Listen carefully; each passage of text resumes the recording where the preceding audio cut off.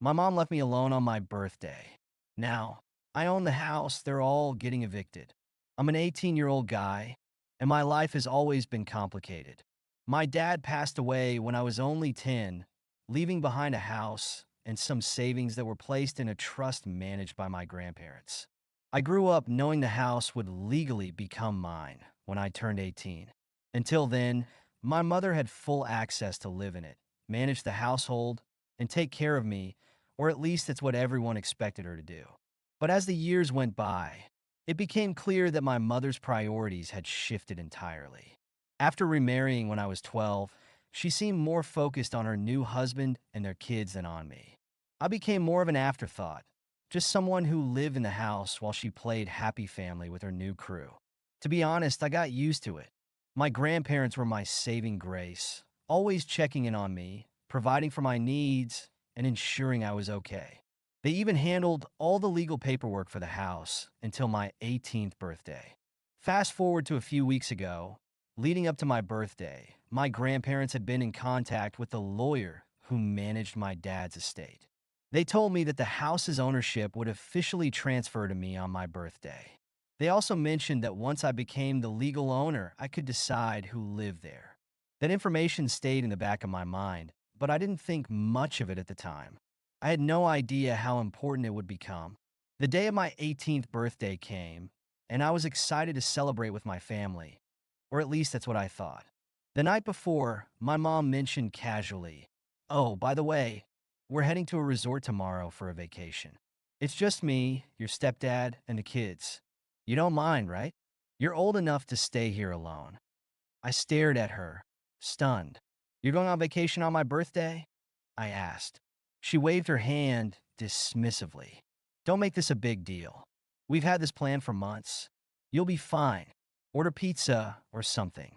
I couldn't believe what I was hearing. Not only had she excluded me from the trip, but she also chose to leave on my birthday, knowing full well it was supposed to be a special day for me. It was a gut punch, but I didn't argue. I had learned over the years that fighting with her was pointless.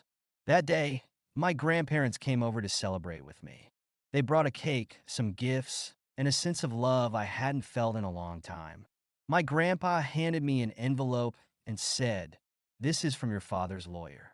It's official now. You own the house." It was bittersweet. I loved the idea of having something my dad left for me, but I hated the fact that my mother had treated it like her property for years. My grandparents must have sensed my frustration because my grandma said, "This is your home now. If anyone makes you feel unwelcome, remember that you have the right to make changes." Those words stuck with me, especially as the day went on. My mom didn't even bother to call or text me to wish me a happy birthday. She was too busy posting pictures of herself and her new family on social media, flaunting their vacation. The breaking point came when I discovered the state of the house. My mother had completely neglected it. The living room was cluttered with their belongings, the kitchen was a disaster, and my bedroom, the one space I called my own, had been turned into storage for her stepkids' toys and junk. It felt like I was living in someone else's house, even though it was legally mine. Fueled by anger, I decided it was time to take control. I called my grandparents and explained the situation. My grandpa, always the voice of reason, said, "You're an adult now. If you want out, you have every legal right to do so. We'll back you up." I spent the next few days strategizing with my grandparents and their lawyer. We reviewed the paperwork to confirm the house's ownership and legal standing. As it turned out, my mother had no claim to the property. It was entirely mine, as per my late father's will. The lawyer assured me that I had every right to ask her to leave, especially given the neglect and entitlement she'd shown over the years. My grandparents were incredibly supportive. My grandpa said, "You've been nothing but patient all these years, but it's time to stand up for yourself. You deserve better than this." My grandma added, "We'll make sure this transition goes as smoothly as possible. You're not alone in this." When my mother and her family returned from their vacation a week later, they acted like nothing had happened. I overheard my stepdad joking about how expensive the trip was and how the house would cover the cost eventually. That comment made my blood boil. It was clear they had no respect for the fact that the house belonged to me. They treated it like their personal property, a free ride they could exploit indefinitely. That night, I confronted my mom in the kitchen. "We need to talk," I said, trying to keep my voice calm. She barely looked up from her phone. "What's up?" "I want you and your family to move out," I said firmly. "This is my house now, and I'm done being treated like a guest in my own home." She stared at me like I'd grown a second head. "What are you talking about? This is our home. You're just a kid." "No, it's not," I shot back. "It's mine. Legally. Dad left it to me, and I have the paperwork to prove it." Her face turned red, and she sputtered. "You can't just kick us out. Where are we supposed to go?" "That's not my problem," I said coldly. "You've had years to figure out your situation, but instead, you chose to treat me like an afterthought. Now, I'm taking control." The shouting match that followed was something I'll never forget.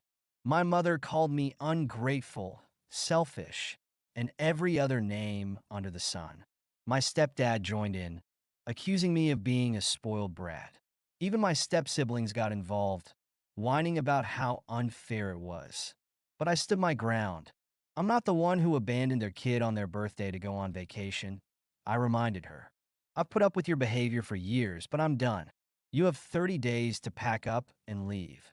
The next morning, my grandparents arrived with my uncle and aunt to help me enforce the decision.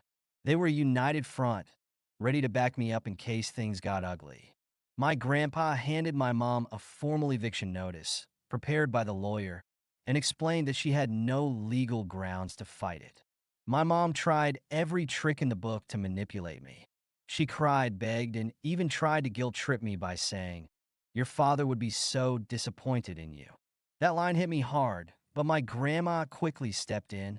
"Don't you dare use his memory to justify your selfishness," she said sharply. "You've taken advantage of him and his son for long enough." As the weeks went by, the tension in the house was unbearable. My mom and stepdad refused to pack, hoping I'd cave under the pressure. But with my grandparents' support, I held firm.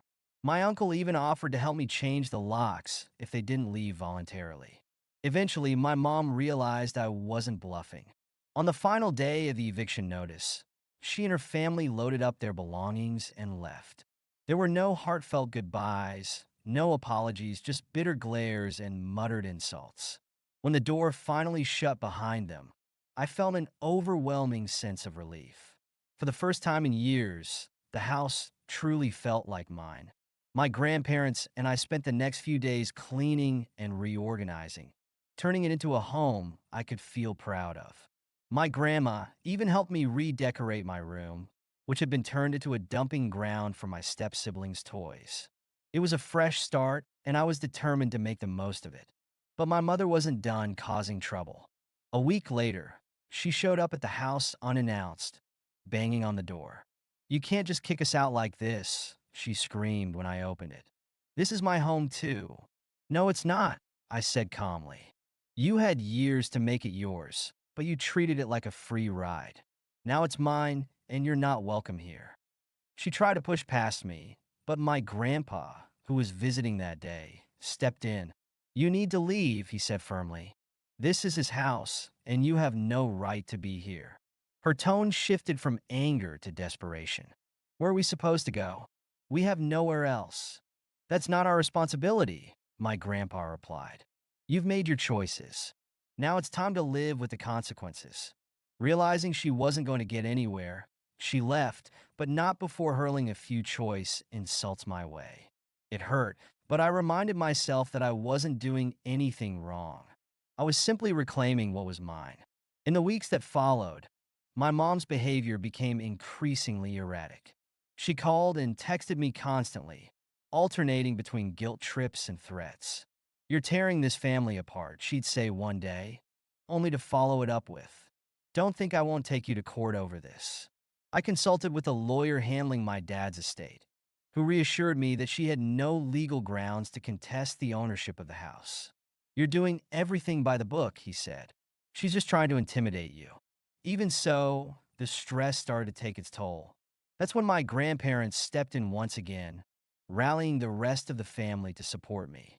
My uncles and aunts began visiting regularly, helping me with everything from house repairs to emotional support. Their presence was a constant reminder that I wasn't alone in this fight.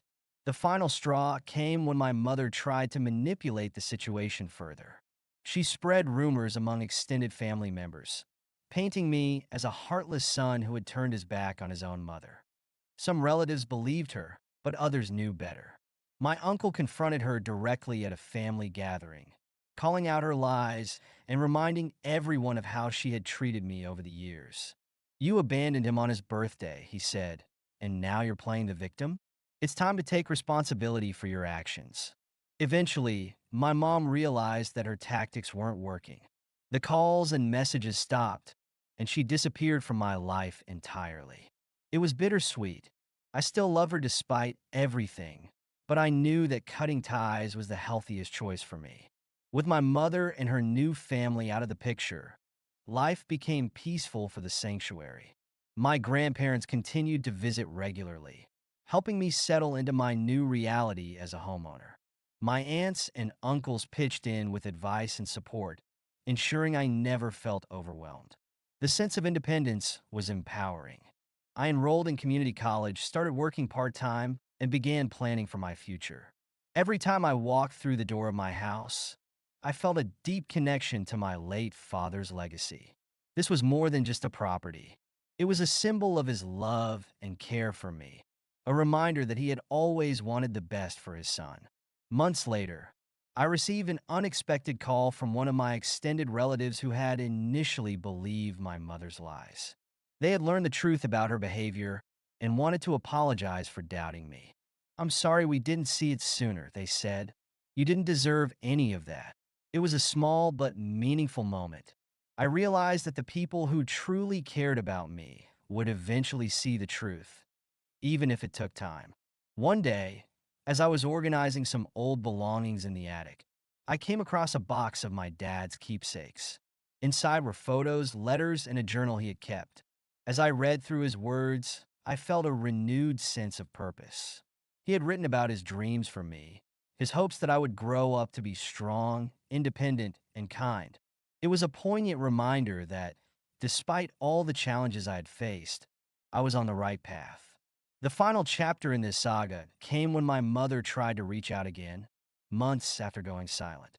She sent a long, apologetic email, claiming she had seen the error of her ways and wanted to reconcile.